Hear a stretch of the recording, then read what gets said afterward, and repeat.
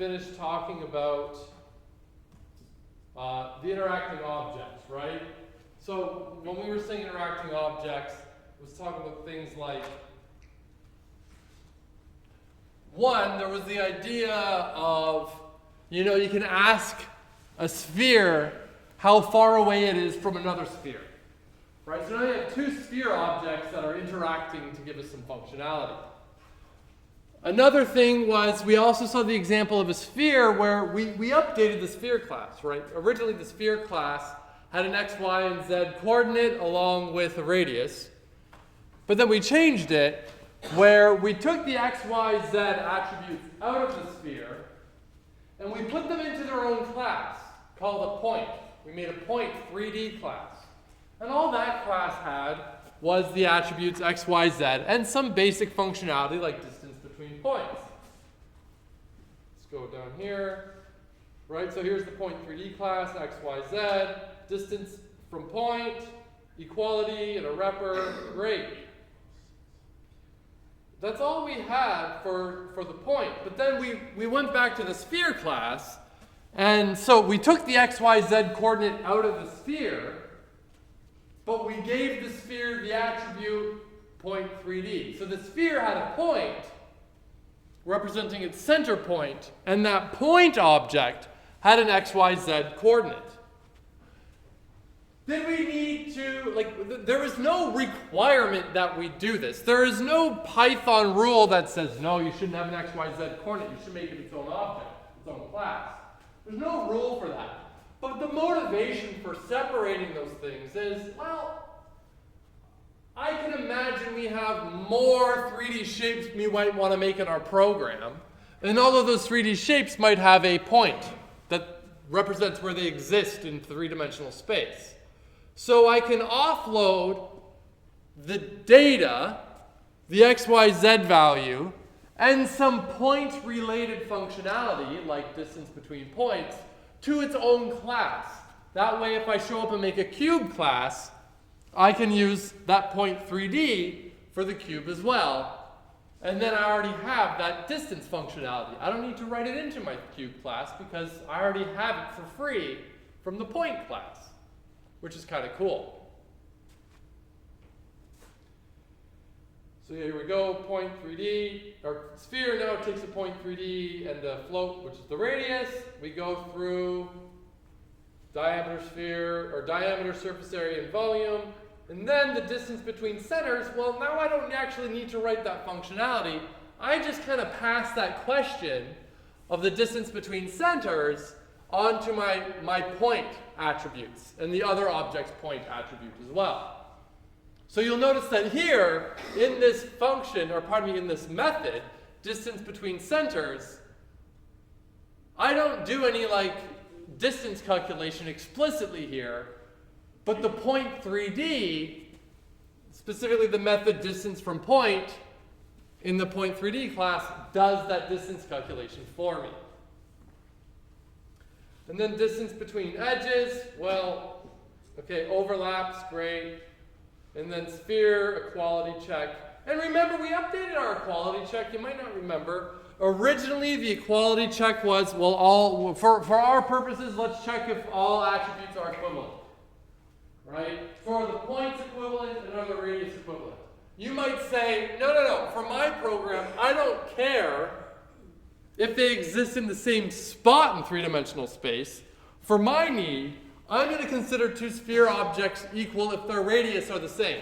Their radii, whatever, their radius values are the same. I don't care where they are. Great!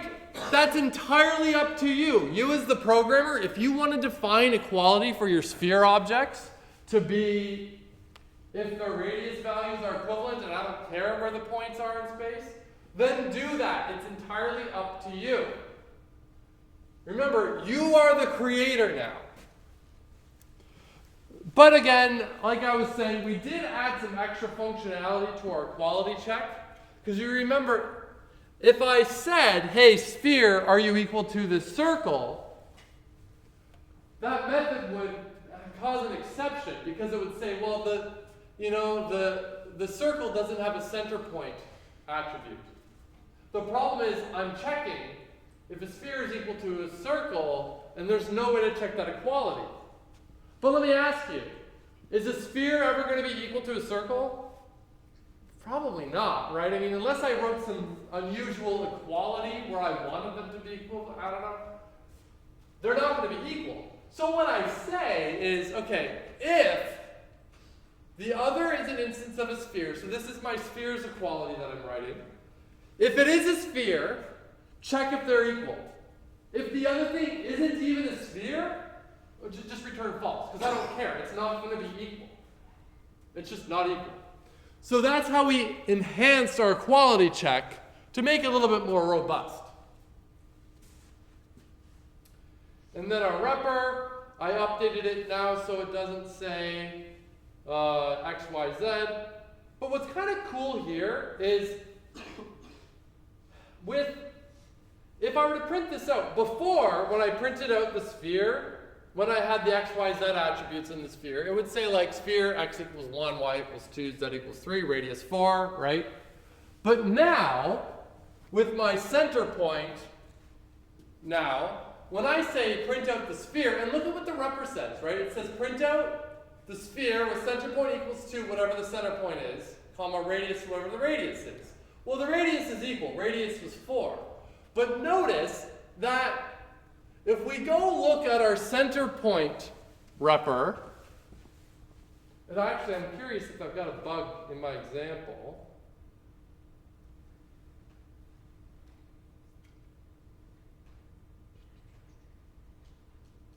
Yes, I do.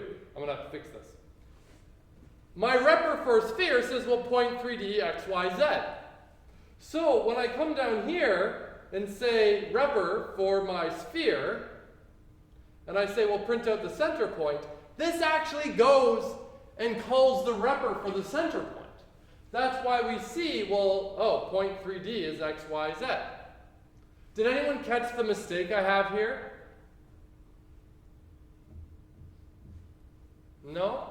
The mistake is, in this example, it says the point 3D's repr is X equals 1, Y equals 2, Z equals 3. But if we go and actually look here at what I have in the example, it doesn't have X equals. It just says X, Y, Z. So I've got a mistake in this example here I'll have to go and fix. But I'll do that after class. Point being, the sphere's repr required the use of the center point, the point 3D's repr. Because in order to print out the sphere, I need to be able to print out what the center point is. And fortunately, the center point has a repr written for it, so it just offloads that work to the center point, to the point 3D class. It gets it back and just tacks it in there, which is pretty cool. So any questions about that review of what we did a week ago? All right, so the last thing we hit was these tests are starting to get kind of annoying. The tests are becoming hard to manage. They're growing in complexity. It's hard to really tell what each test is doing immediately. It's hard to get a sense of like how thorough my tests are because they're kind of all willy-nilly. We're really hitting the limit of the usefulness of our assertion tests.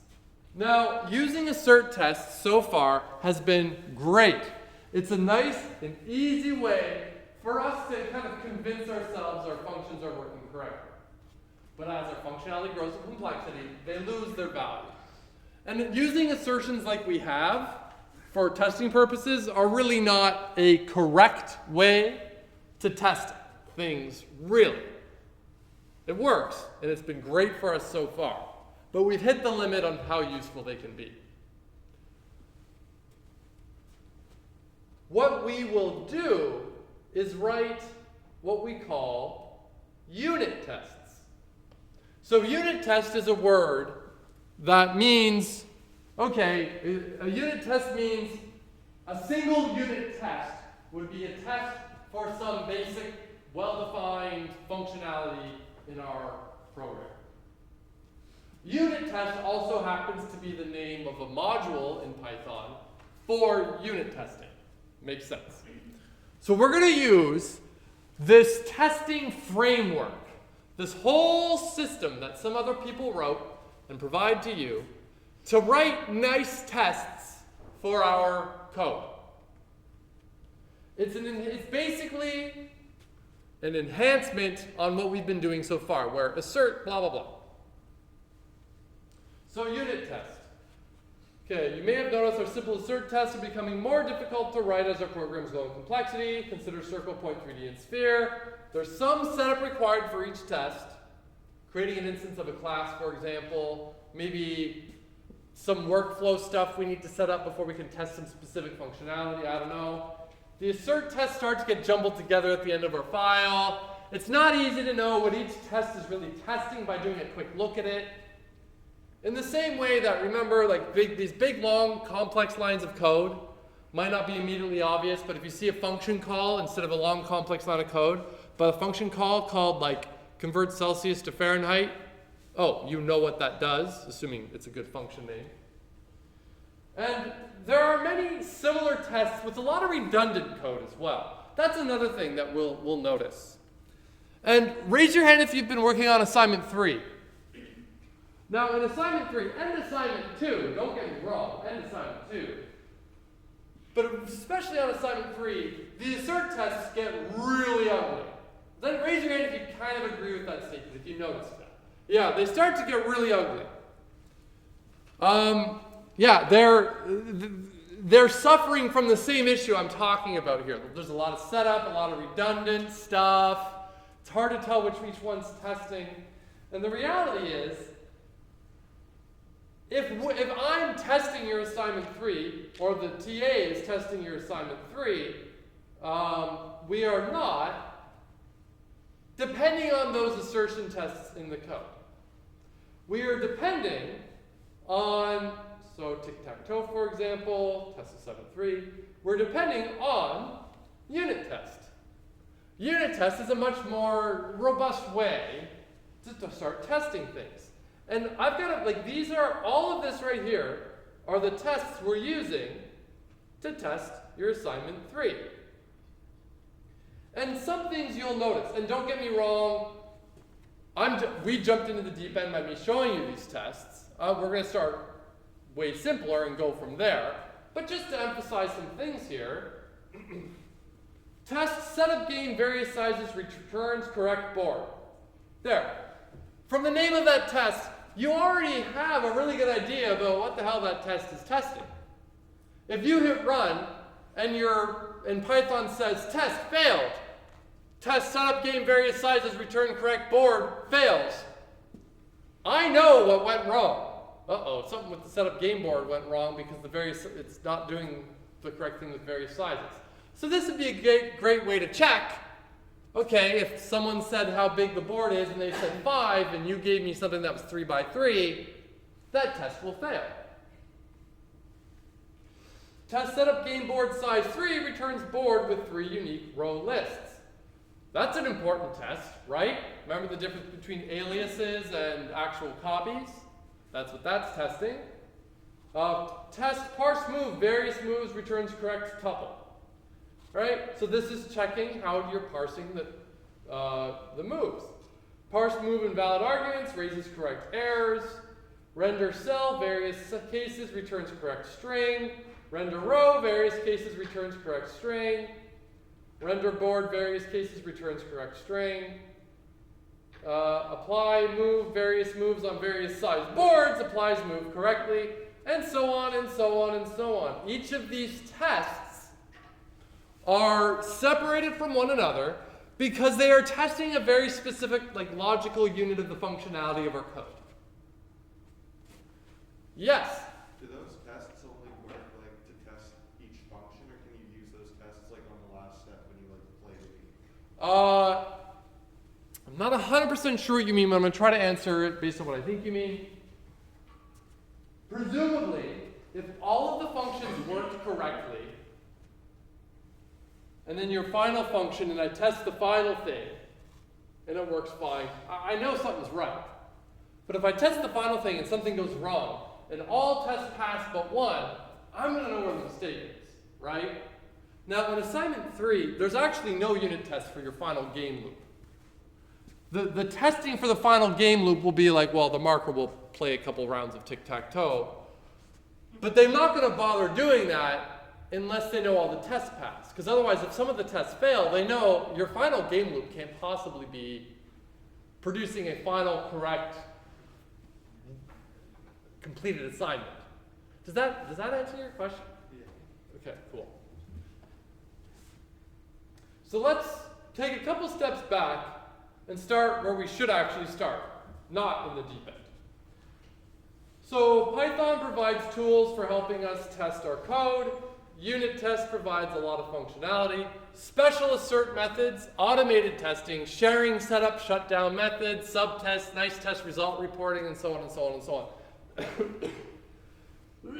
Pardon me.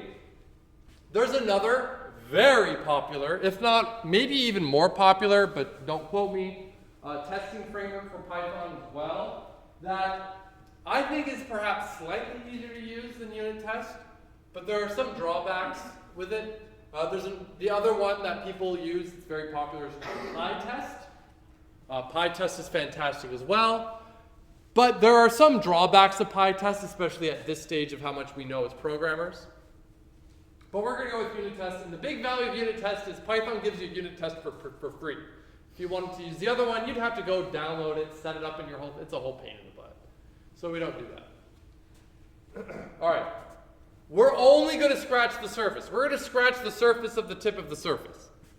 There's a lot more we can do, but the base ideas that we are going to cover are very foundational. They're going to be what we are going to be using most of the time. The basic idea of testing is the same with unit tests as it is with our simple assert tests. Okay, starting a unit test class. First things first, for unit testing, we actually have to write a whole test class. So like we wrote a sphere class, a point 3D class, a circle class. We're going to write a test class. And typically we write a single test class to test a logical chunk of code. For example, if I have my circle class, I'm going to write a test class for that circle class. Sphere test, for example. So, our tests are actually going to be written within a class. So, we start by importing unit test. We need that in order to actually use it. Then we say class sphere test. This is like the naming convention we'll follow. Name of the class, sphere, followed by test. So the human knows, oh, it's the tests for the spheres. But then you'll notice something interesting. In parentheses next to the class name, this isn't a method, this is the start of the class definition. Within parentheses, we say unit test.test case. For our purposes right now, this is unfortunately some magic code. We just need it there in order to actually use unit test. There. It basically tells Python, all right, you're writing a test class, but I want you to it's kind of like another way of importing a bunch of functionality into your class by saying like, I just want all this stuff from the test case stuff in my class, ready to go. All right, you will see the import at the start of the class. Although it's not needed on Colab, depending on how our test class is up, we may need to import the class being tested. So if I'm testing sphere, again, to be clear, you don't need this on Colab. But here, let me put up a pie chart.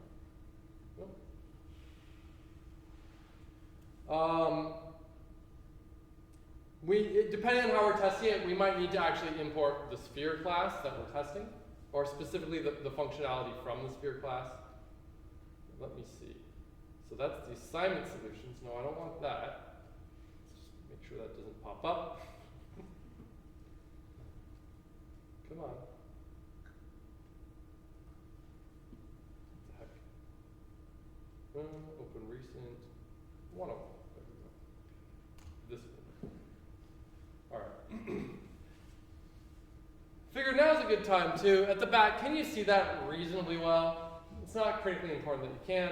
So what you're seeing right here, so you've been using, so this is an aside. Hit pause on my unit test chat. What you're seeing here is what we call an IDE, Integrated Development Environment. The specific one that we're using is called PyCharm. It's a very popular Python development environment. You have been writing all of your code in Colab. Great, cool. I write my code in PyCharm. Why? Because. And everything that I run will be run locally on this computer, where with Colab you're running it on some Google server somewhere. But all of the code is going to be the same. In fact, if I go to here to sphere class, here is the sphere class. This is the sphere class right here. If I go down to my tests, test sphere, here's my sphere test. Okay? It's all kind of like right here. But unlike Colab, where Colab you have all these various different cells and whatnot, here all of my code is like in one big cell. But I have multiple different like files that kind of like represent separate cells. So I have my sphere class in one file and my test sphere in another file as well. Raise your hand if you're registered in 162. So if you're not, why not? Come on. But when 162, we're going to be using an integrated development environment for Java. It's going to be very, very, very similar to this one, but for a different programming language. Just as an FYI. But I can run all my code here. In fact, let's run test sphere. Let's see what happens. Look at that, 12 tests ran. Everything's okay. Nothing failed. Great.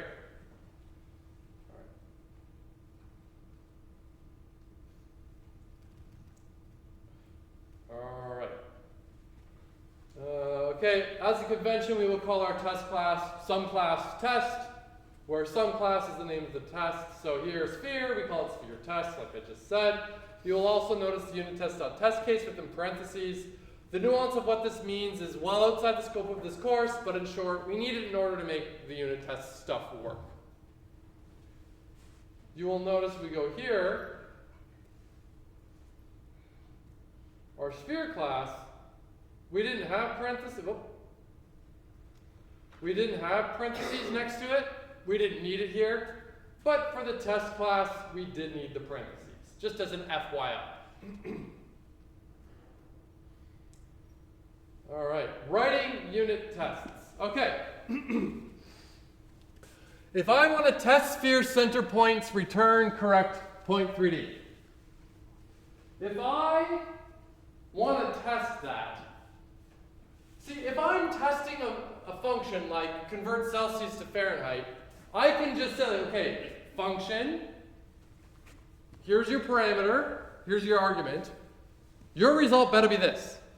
The test is like a one-line thing, but even a very simple test for an object requires some setup. It's only one extra line, but it's another whole extra line of code. We need to create a sphere. Then I can actually do the test. So what this test is doing is, okay, when I make a sphere and I give it the point 3D, whatever the point 3D value is, when I ask that sphere to tell me what its center point is, it better give me the right center point. So, sphere, here's the test. Test sphere, center point, returns correct point 3D.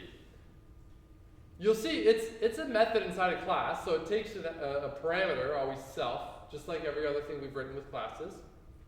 We create a sphere. It's a sphere, point 3D, 0, 0, 0, and a radius 1. The radius 1 is inconsequential for this test. And then I'm saying, okay, self, assert equals point 3D, 0, 0, 0, and sphere.center point. So what this is saying is, when I ask the sphere for its center point, it better better give me this. Something equal to that. It better give me the correct center point. Test sphere radius returns correct radius.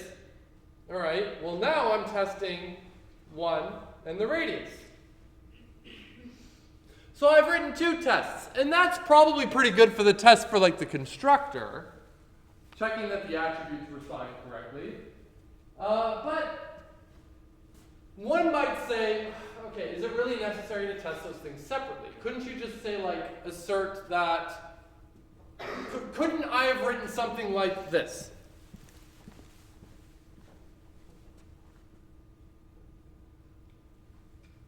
This won't be correct. I'm just writing it for the sake of writing it here.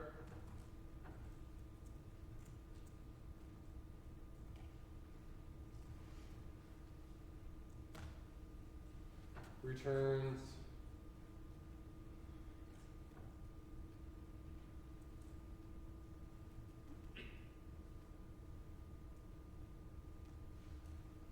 there. Why not write a test more like this? Before I had 2 separate tests, I could just write one test with 2 asserts in it. That says, well, check if the center point is the center point and the radius is the radius. I mean, it's still testing like the attributes, it makes sense, so why not have a test like this? And you're right, this wouldn't be wrong, but we want, like, the spirit of what we're trying to do with unit tests is test very small, independent pieces of code. So if I see my test fail, like, what I mean by that is if I run this test and it fails, I don't know what part failed. Was it the center point or was it the radius that was wrong? I don't know. Where before, if I have them as 2 separate tests, if one of them fails, I'll know if the one with the center point being wrong failed. I know the issues with the center point.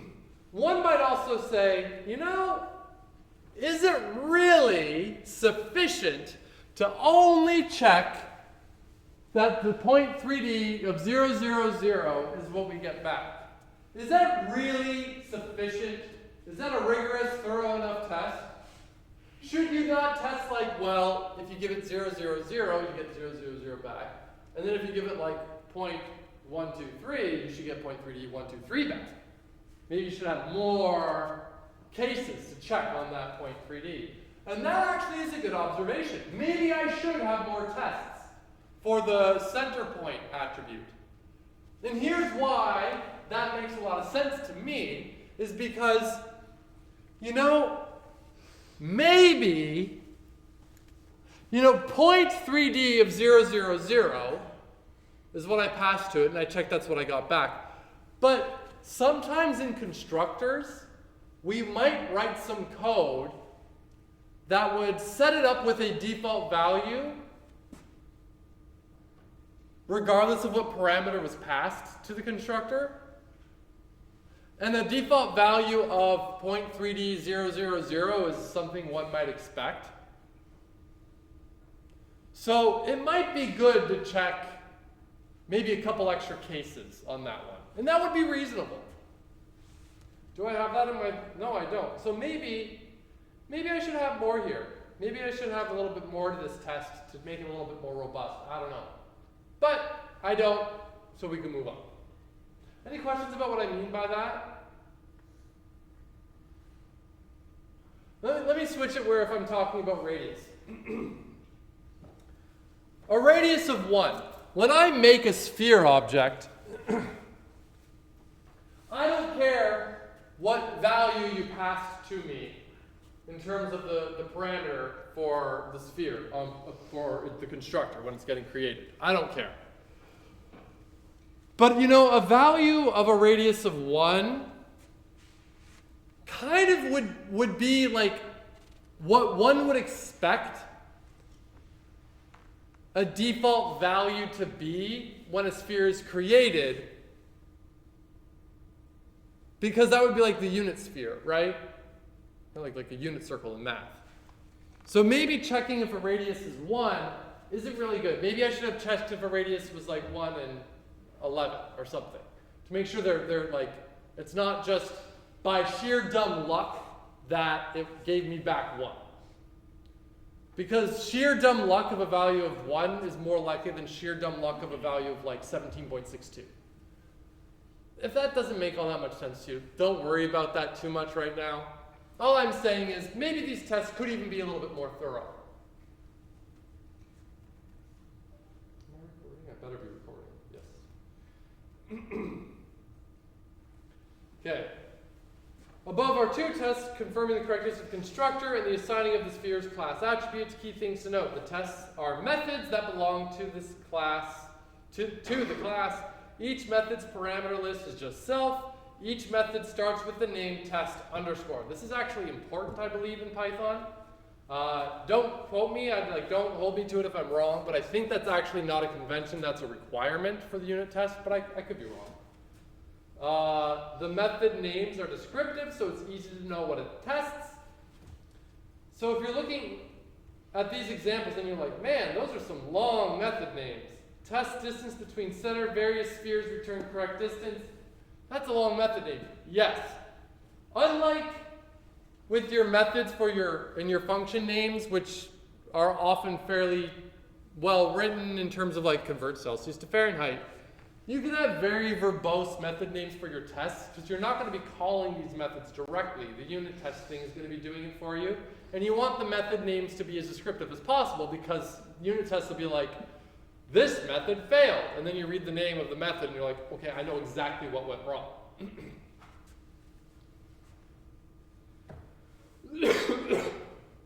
We make use of the assert equals, which is a method referenced by the self-reference attribute, or reference variable, pardon me. So it's actually kind of neat. You remember that if we ever want to call a method that exists inside the class, we always have to write self dot name of the method. When we see self dot assert equals, that's because, now what I'm about to say, if what I'm about to say doesn't make a lot of sense to you, you can ignore it, because it doesn't matter right now. But I'll say it for completeness. This assert equals is a method that exists inside the sphere test class. But you might be saying, well, hold on, you didn't write that method. You didn't, right now there's only 2 methods, test sphere, center point, returns correct point, 3D test sphere radius, yada yada. And you're telling me that assert equals is a method that exists inside this class? Well, that's actually part of what we get when we put this here. In the parentheses, the unit test case. This is what we call inheritance. We inherit. It's kind of like there's a class that exists out there in the unit test package called test case. And what we are saying when we write unit test.test case in parentheses is it's like, okay, take that class and tack onto it what I'm about to write. So we get all of the methods in that class for free. In the same way that we got, if we don't write repr or equals for classes we're writing, that's fine. Python gives us a repr and an equals for free. They're terrible and often not overly useful for us, but you get them for free. It's because we inherited them for free. Although those ones you didn't even need to explicitly say you're inheriting because Python just forces you to have them. All right, although we did not write the method we inherited from unit test.test case, we use assert equal here, but there are many other methods for various types of tests, some of which will be covered here. So we have a way to say assert equal. We also have other things where it's like, well, assert true, assert false, assert almost equal, assert same, assert not same. There's a bunch of different things we can do. Okay, the method provides, the method provides a simple mechanism for setup code to be grouped with the test itself. Create a sphere object, test something about that object. Create a sphere, test that its center point was correct. Create a sphere, test that its radius is correct. Great. Each test really should only be testing one thing. It's not a rule. Python will let you test a bunch of things, but we really want to make sure that they're nice, logically separated tests that are testing independent things. Other than those points, so far, there isn't much more to point out here since we've been writing tests for a while. We've been writing our assert tests. We haven't been using unit tests, we've been writing assert tests. So you're already all fairly experienced in thinking about testing, which is very important. The basic idea of how we write the tests is the same. The only difference is the syntax of writing the test with the unit test. And how we kind of group things, right? So here's some more tests we could have. Test equals on equal spheres returns true. Test equals on not equal spheres returns false. Test equals on sphere and string returns false. Basically checking if a sphere and something that's not a sphere are equal. Test repr arbitrary sphere returns correct string. So let's look at each of these things. So test equals on equal spheres. Sphere A is a sphere, point 3D, 1, 2, 3, radius 1. Sphere B, it's a sphere, it takes a point 3D, 1, 2, 3, radius 1. And we're going to assert that they're equal. What's cool here is when we call self.assert equal, it will actually have to make use of the sphere's definition of what equality is for themselves. So this will go and call the EQ method that we wrote for the sphere class. Test equals on not equal spheres. Well, here, they're basically the same, except they've got two different radius values. And now we're asserting not equal. So it's the first different assert method we saw. So we assert equal, assert not equal.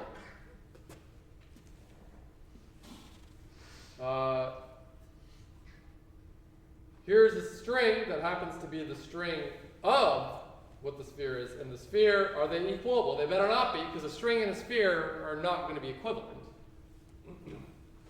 And then test repr, arbitrary sphere returns correct string. Sphere, point 3D, 1, 2, 3, 4, and this is what I expect to see if everything passed. Another thing that I want to emphasize here with these tests is, you might say, well, you know, when you gave it that point 1 through 3, radius 4, then you hard-coded that repr to be that. You know, you're hard-coding these things, and you always talked about, like, avoid hard-coding things. We don't like to hard-code things. You want them to be general. We have parameters that we use for our functions and whatnot. Yeah, you're right when we're writing our code, but these are our tests. And we're writing the tests aware of what the class should do. And I go, okay, if I have a sphere that looks like this is what it should be when I get its string. So the hard coding in this particular example of like what the sphere string should look like is entirely reasonable. Because, well, it should look like that.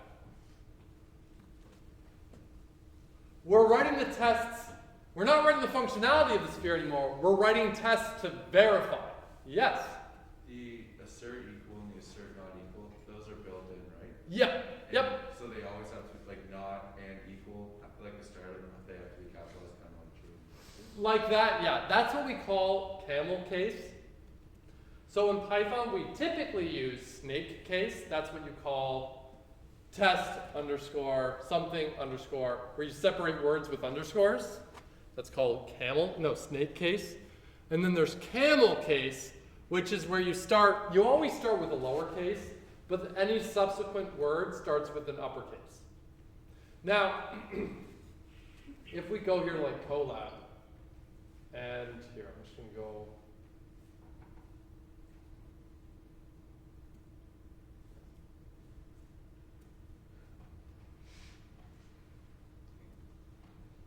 That's not this.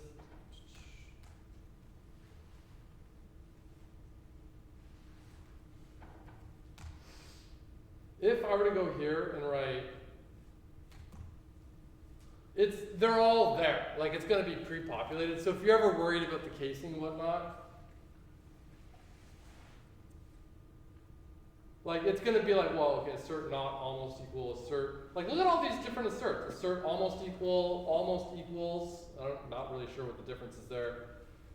Assert count equals, assert dict contains subset, assert dict equals, assert equal, assert equals, assert false, assert greater equal, assert is instance, assert is none, is not none, less equal, list equal, logs, there are a lot.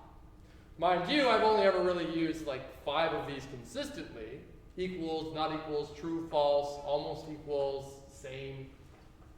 Those are the ones I typically use, but there are a bunch.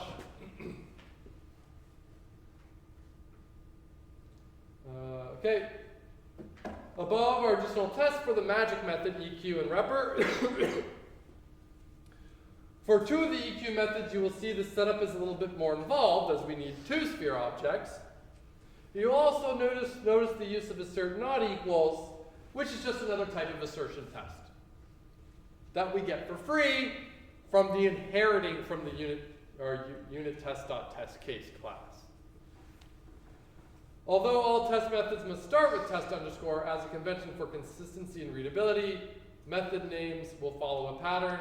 Yeah, this is a good convention. So apparently here I'm saying that they must start with the word test, I guess.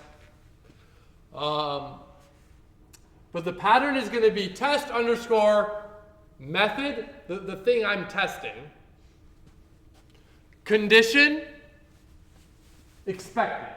So test equals equivalent spheres returns true. So test method is the equals, condition equivalent spheres or equal spheres, whatever I call it, result returns true, expected returns true. You know? Oh, I guess I didn't say returns true. I was like, returns true. Actually, I guess it should be like return, or this might, maybe I should have a better name here. We're like, is equal, but whatever. One of the above examples is test equals on equal spheres returns true. Equals is the method, on equal spheres is the condition, returns true is what is expected. Actually, it's really not correct. It really is just like are equal. But now I'm just splitting hairs.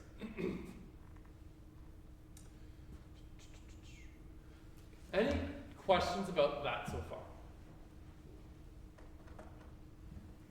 So, next is subtests.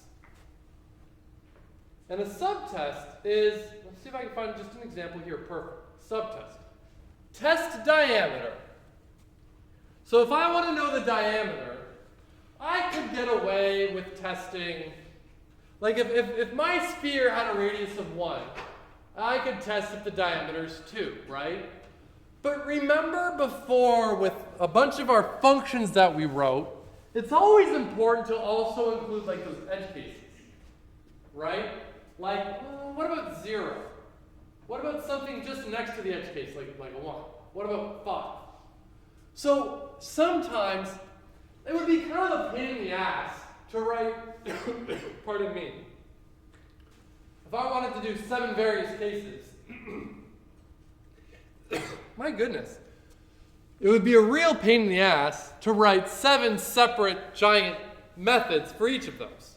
So what I could do is use this thing called subtests, which says, okay, well I can make a bunch of different cases. So what happens if the radius is 0, radius is 1, radius is 0, but it's at a different point, and its radius is some arbitrary float value. So here I have 4 different cases. I can put them all in the same test, and then I can just loop over the various cases. But then I make use of this thing called with self.subtest. And then I can say, assert almost equal. Here I'm using almost equal because I've got that funny thing with floating points. Remember, never test equality completely on anything with a floating point number. Assert almost equals, it's smart to go like, yeah, they're close enough, we're happy. And I believe actually this third parameter here is to like what precision we want it. And I said 5 decimal points because good enough. But with this, it's kind of like a way with this whole subtest thing. It's kind of like Python will kind of like go and be like, well, okay, these are like 5 separate tests. And it'll test them all, and if one of them fails, it'll run them all. But if any of those fail, it'll tell you which one specifically failed. If we didn't use the with subtest, if we didn't use the subtest thing, if the first test failed, it would stop testing all of them. When we use that subtest, it'll make sure it tests them all and tells you how each of them did. We'll pick up here tomorrow, I guess, at subtests.